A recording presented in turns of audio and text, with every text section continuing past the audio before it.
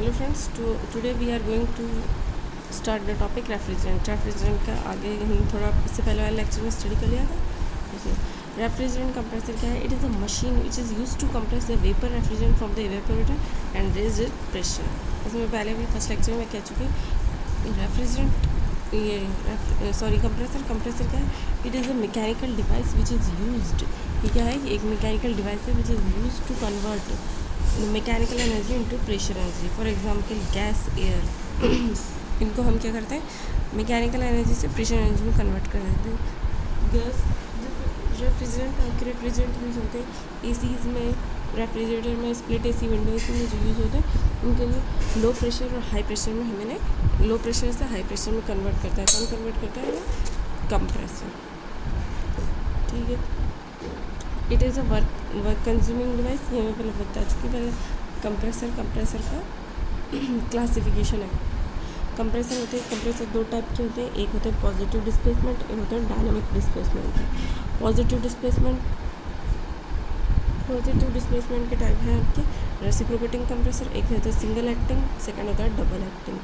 और रेसिप्रोकेटिंग में आते हैं रोटरी, इसमें होती है रोटर ब्लोअर और वेन होती है। ठीक है ना। पॉजिटिव में दो है, याद रखना है आपको, रेसिप्रोकेटिंग और रोटरी। इसमें होते हैं सिंगल और डबल एक्टिंग। सिंगल में एक सिलेंडर लगा है, रेसिप्रोकेटिंग डबल एक्टिंग में दो सिलेंडर। रेसिप्रोकेट होते हैं पिस्टन सिलेंडर, जैसे आईसी इंजन में नहीं पड़े, रेसिप्रोकेटिंग सिलेंडर ये इस टाइप के होते हैं जिनमें हमें रेफ्रिजरेंट को फिल करके हम और जो भी इसका प्रेशर वेपर लिक्विड रेफ्रिजरेंट का वेपर रेफ्रिजरेंट में कन्वर्ट करके उसका प्रेशर इंक्रीज कर देते हैं। सेकेंड टाइप के होते हैं डायनामिक टाइप रेफ्रिजरेंट। एक होता है सेंट्रीफ्यूगल, एक्सियल और मिक्स्ड। ठीक है, इसके तीन टाइप होते हैं, centrifugal, axial and mixed type. फिर इसके बाद में अब हम स्टडी करेंगे classification of the compressor. Classification में क्या है?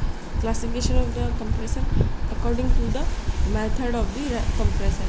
फर्स्ट होता है रेसिप्रोकेटिंग कंप्रेसर। रेसिप्रोकेटिंग क्या होता है? पिस्टन सिलेंडर अरेंजमेंट होता है। रोटरी क्या होता है? रोटर होती है, उसमें रोटर लगा होता है, ब्लेड्स होती हैं। दूसरा होता है, थर्ड होता है सेंट्रीफ्यूगल टाइप कंप्रेसर। सेंट्रीफ्यूगल इसमें फ्लूइड मैकेनिक्स में जो आपने पढ़े सारे सेंट्रीफ्यूगल टाइप कंप्रेसर है। According to the number of the working stool. एक है सिंगल एक्टिंग कंप्रेसर, सेकंड है double acting compressor. According to the number of the stages, single stage compressor and double multi stage compressor. According to the method of the drive ampler, direct drive और एक होता है belt drive. According to the location of the prime mover. एक semi hermetical compressor होता है और दूसरे रहते हैं हेर्मेटिकल कंप्रेसर। ये आपको लर्न करने कितने टाइप के क्या होते हैं, हर एक की स्टडी डीपली करेंगे। इसे स्टार्ट करने से पहले कुछ टर्म है इनके हमारे में हम समझ लेते हैं। फर्स्ट है सक्शन प्रेशर, सक करता है। फर्स्ट क्या है? सक्शन यानी इनलेट होता है। जो कंप्रेसर का जो इनलेट होता है ना, वो होता है suction. It is a absolute pressure of refrigerator at a inlet of the, जो इनलेट जो प्रेशर होता है ना कंप्रेसर का, वो उसे बोलते हैं हम सक्शन प्रेशर। इसका दूसरा नाम है suction pressure, inlet of the compressor which is also called a suction pressure. और दूसरा होता है, एक होता है डिस्चार्ज प्रेशर। डिस्चार्ज प्रेशर क्या है? It is the absolute pressure of the refrigerant at a outlet. Outlet pressure को क्या बोलेंगे हम? Discharge pressure. इनलेट को बोलेंगे हम सक्शन प्रेशर। और थर्ड होती है कंप्रेशन रेशो और pressure ratio. It is a ratio of the absolute discharge pressure to the absolute suction pressure. Absolute ratio है किसका? एब्सोल्यूट डिस्चार्ज, जो एब्सोल्यूट डिस्चार्ज प्रेशर है आपका, to the absolute suction pressure. जी, ये absolute discharge pressure upon suction pressure होता है आपका compression ratio. The absolute discharge pressure is always more than the absolute suction. जो एब्सोल्यूट आपका जो डिस्चार्ज किया हुआ प्रेशर है, डिस्चार्ज यानी आउटलेट का है ना, is always more than the absolute suction pressure. Therefore the value of the compressor is always more than unity. इसलिए ये हमेशा जो ये आरपी की वैल्यू आएगी, इस आरपी से डिनोट करते हैं। RP pressure ratio which is always greater than 1, हमेशा एक से ज़्यादा रहेगी। Suction volume. सक्शन वॉल्यूम क्या है? जितना आपका जो कंप्रेसर है जो इनलेट वाल्व से सक करेगा, this is called the suction volume. It is the volume of the refrigerant suck by the compressor during it suction stroke. It is usually denoted by VS। इसको denote करेंगे हम VS से।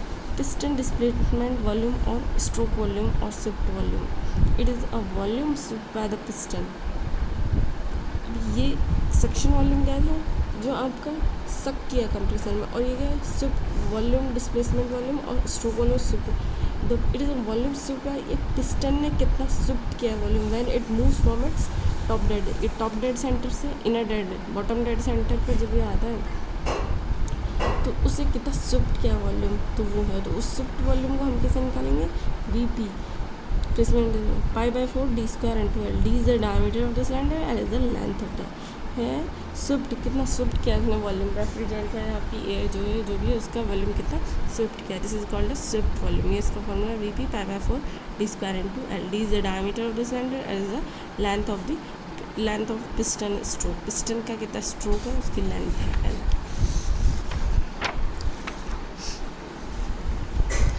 फिर इसके बाद में आपका clearance factor, it is the ratio of the clearance volume V C to the piston displacement V P क्या था, pi by 4 D square upon pi by 4 D square into L, ठीक है। और वी सी क्या है आपका clearance volume, जो clearance volume होता है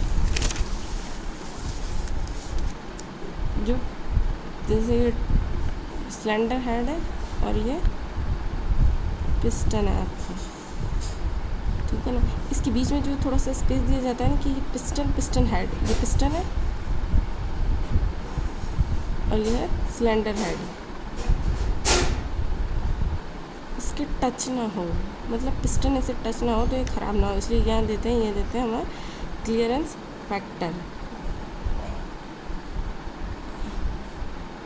this is also called of clearance factor. ये क्लियरेंस फैक्टर तो इसे कैसे निकालेंगे, C is equals to V C upon V P.